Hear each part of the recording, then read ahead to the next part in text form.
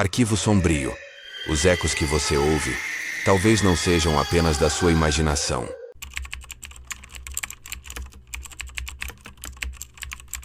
O que você faria se descobrisse que o sorriso na antiga fotografia de família não pertence a alguém que estava vivo quando a imagem foi capturada?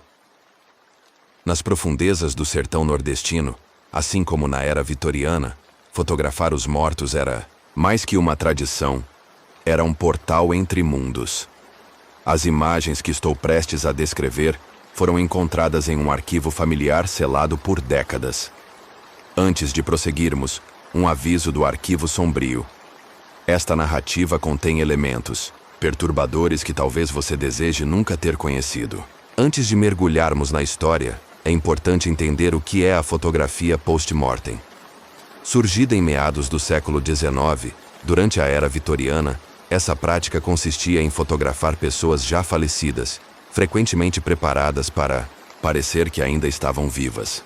Os fotógrafos utilizavam técnicas como posicionar os corpos em cadeiras, abrir seus olhos artificialmente ou pintar pupilas sobre as pálpebras fechadas nas imagens já reveladas.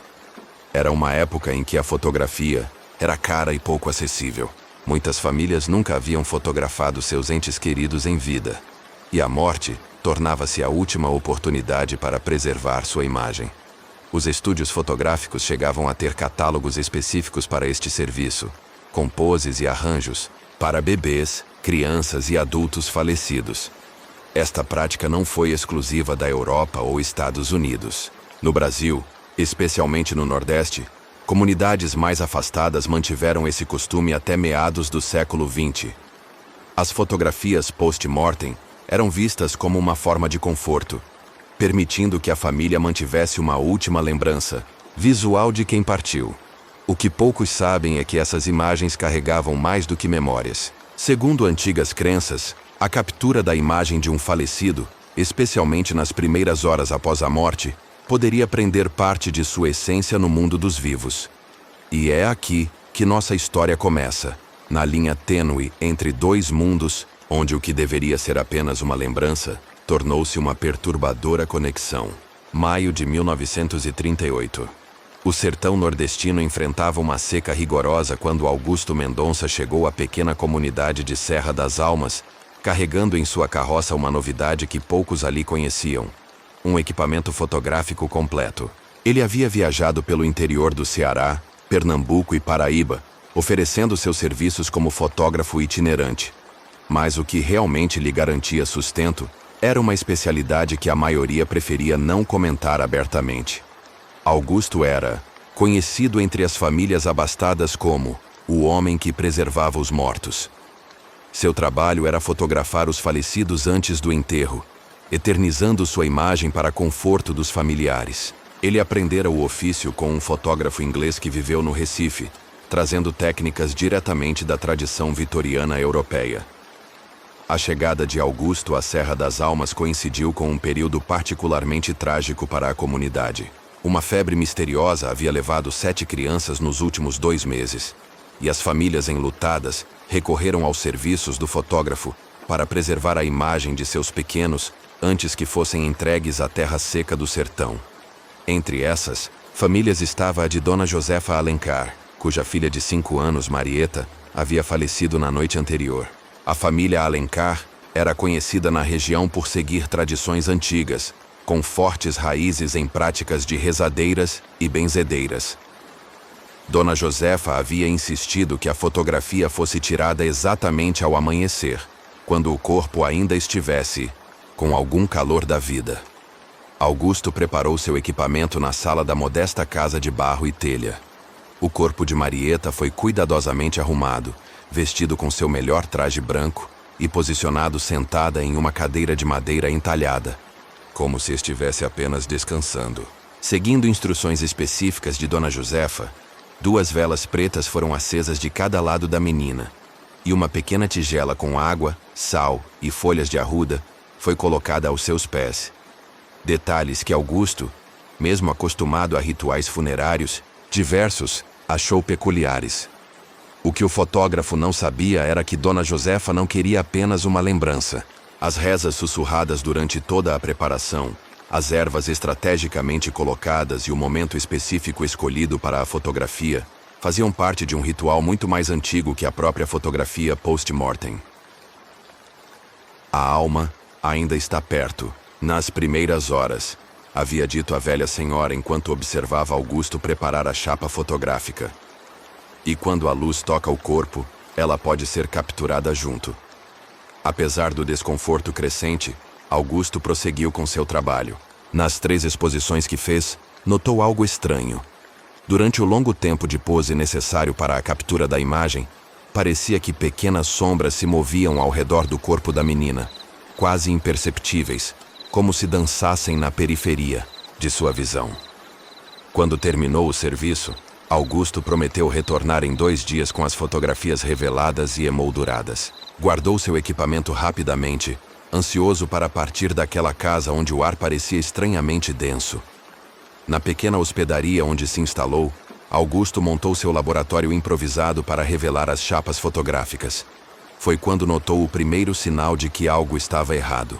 Na primeira imagem que emergiu do banho químico, o rosto de Marieta apareceu com uma nitidez incomum para um cadáver, quase como se houvesse movimento durante a exposição. Seus olhos, que Augusto tinha certeza de ter deixado fechados, apareciam, entreabertos com um brilho que não deveria estar presente em alguém que já havia partido.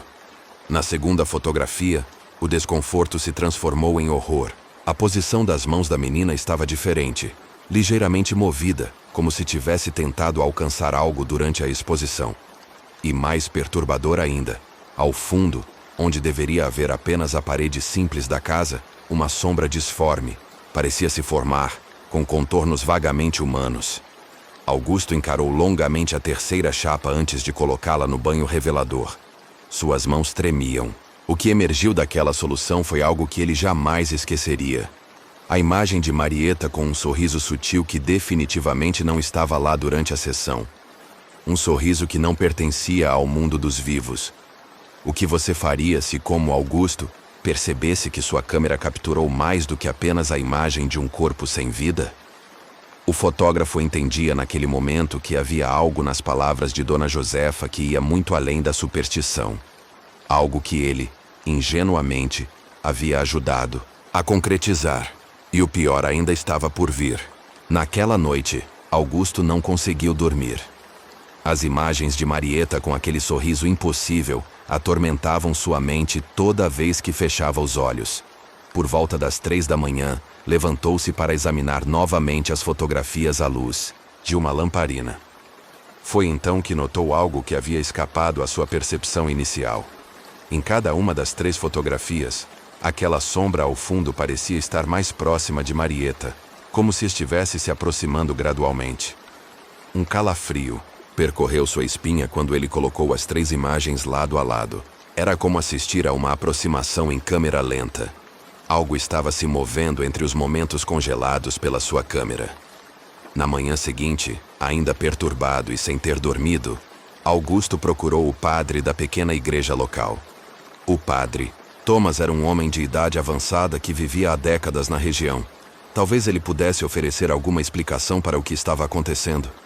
"O que você descreve", disse o padre, após examinar as fotografias com expressão grave, "parece ser o resultado de um ritual antigo. Dona Josefa vem de uma linhagem de mulheres que conhecem práticas que a igreja sempre tentou extinguir. Elas acreditam que podem manter um vínculo com os que partiram." "Mas como uma fotografia poderia fazer isso?" perguntou Augusto, ainda cético, apesar da evidência em suas mãos. "A fotografia é apenas o meio, filho. O momento da captura da imagem cria uma janela, um instante onde 2 mundos se tocam. E se as condições forem as certas, essa janela pode permanecer entreaberta." Augusto sentiu seu ceticismo vacilar, enquanto o padre continuava. "Existe uma antiga crença de que a alma permanece próxima ao corpo por 3 dias após a morte. Se durante esse período uma parte dela for capturada, seja por um retrato, um espelho coberto que é descoberto no momento errado, ou uma fotografia, ela pode ficar presa entre mundos." Antes que Augusto pudesse fazer mais perguntas, foram interrompidos por um jovem coroinha que entrou correndo na sacristia. "Padre, vieram chamar o senhor urgente. É na casa dos Alencar." O sangue de Augusto gelou. Impulsivamente, recolheu as fotografias e seguiu o padre até a casa de Dona Josefa.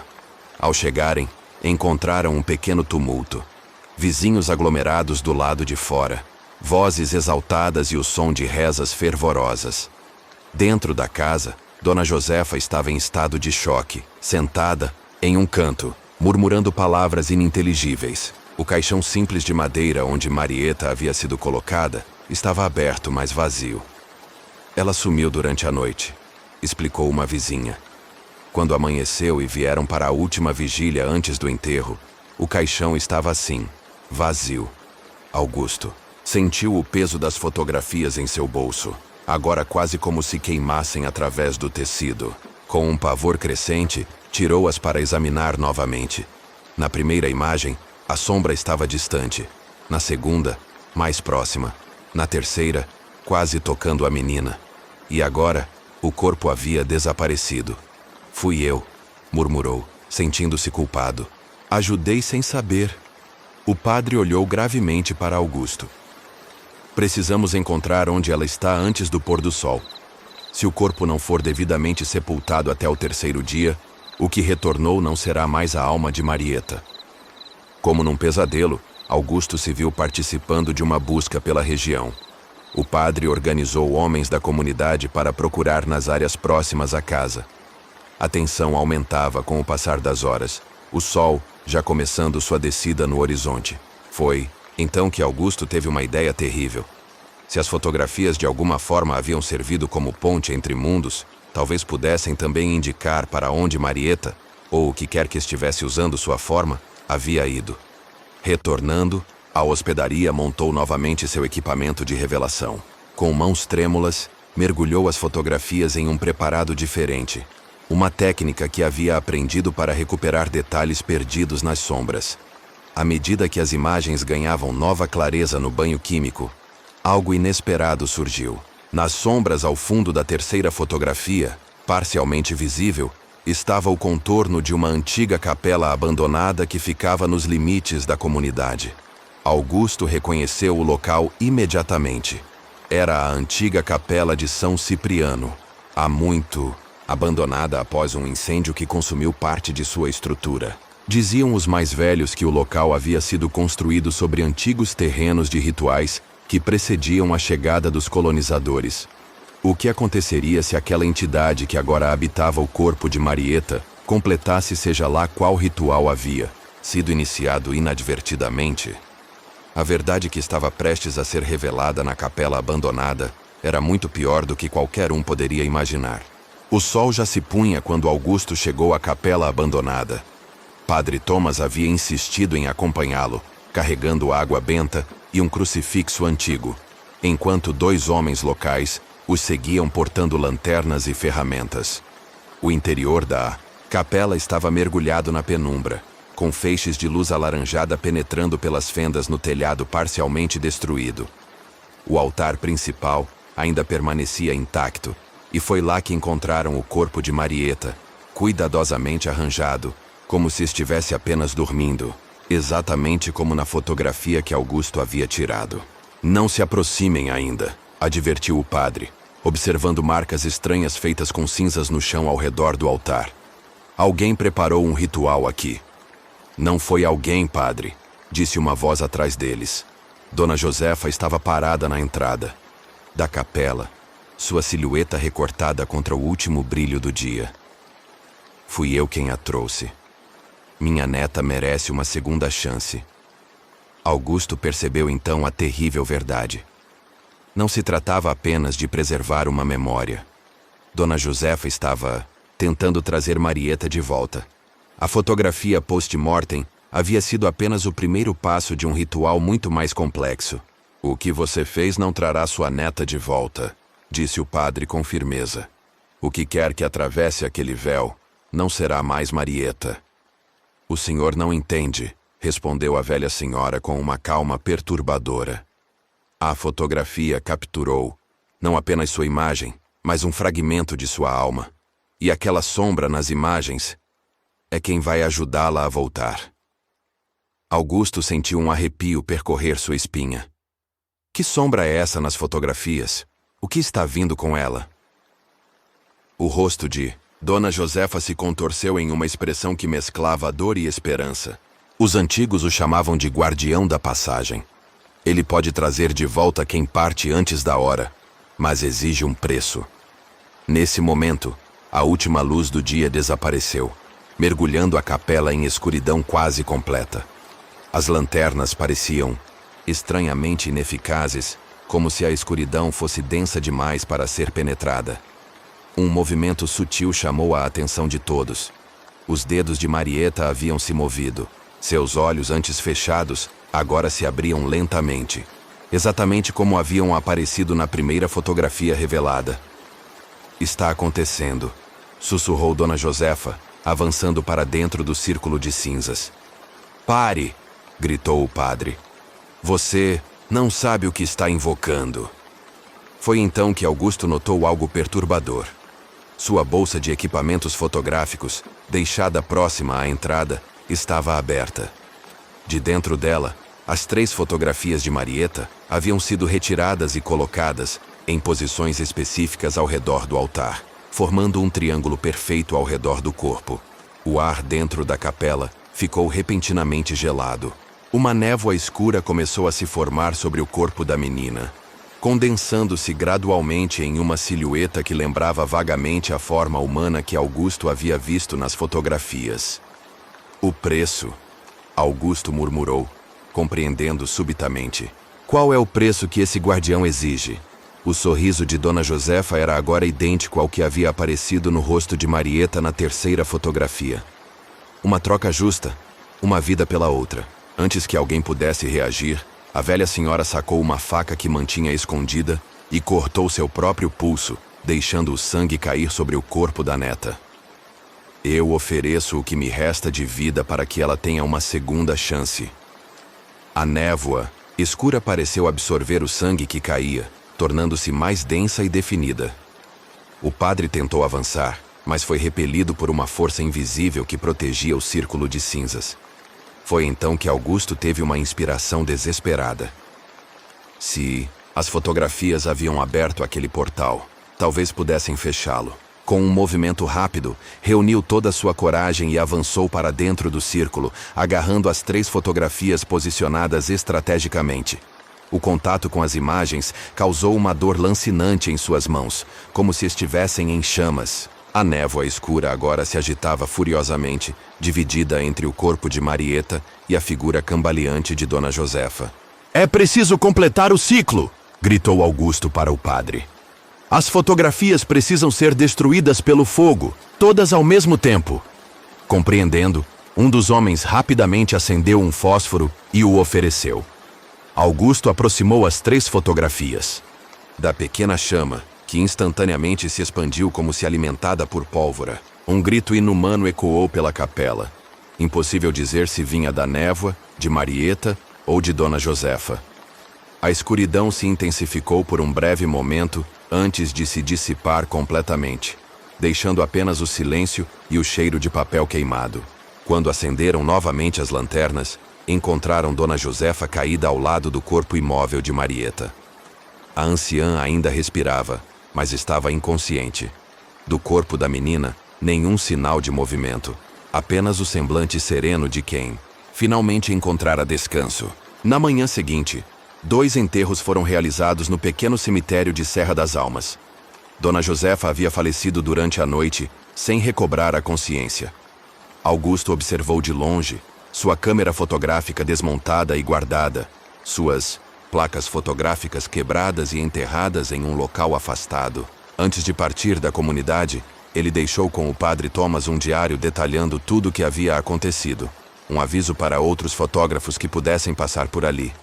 Na última página, escreveu: algumas imagens não deveriam ser capturadas. Alguns olhares deveriam ser o último, sem tentativas de preservá-los além do seu tempo.